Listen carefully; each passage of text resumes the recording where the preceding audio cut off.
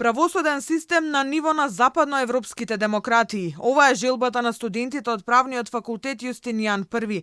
Реформи се неопходни бидејќи граѓаните споро ја добиваат правдата, а бавна правда не е правда, велат пред камерата на Алфа.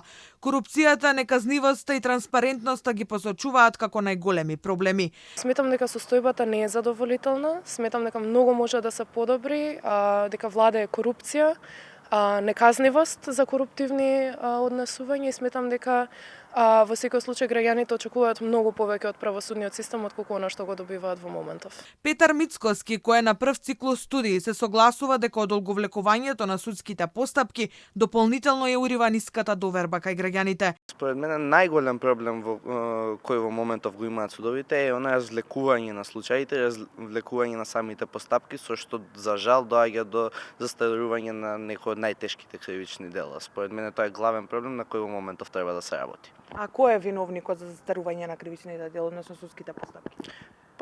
Факторите се различни, во некој случај е обвинителството, во некој случај е судот, во некој случај се и самите странки во постапката кои намерно го разлекуваат самиот спор. Тој апелира во академијата да има поголема пракса со идните судии и обвинители, бидејќи така, вели, студентите се стекнуваат со најголемо знаење. Во моментов се најавени одредени реформи таму, според мене треба повеќе да се работи таму, да се запишуваат студенти со висок степен на интегритет, со висок степен на просекот кои излегуваат од студентските клупи, но од друга страна да се работи и на практична работа кои тие ќе добиваат уште при самото запишување.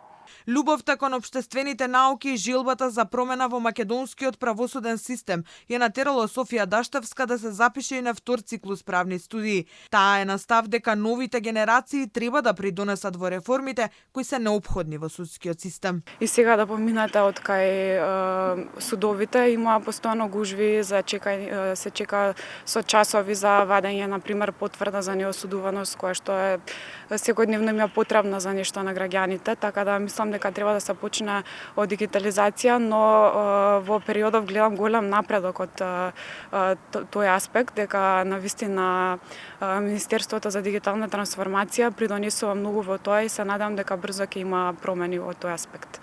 Дигитализацијата на правосудството ќе придонесе и за транспарентноста, вели Угриновска. Транспарентност и отвореноста на правосудството, што сметам дека можеме да ги постигнеме и преку дигитализација. И во оваа прилика би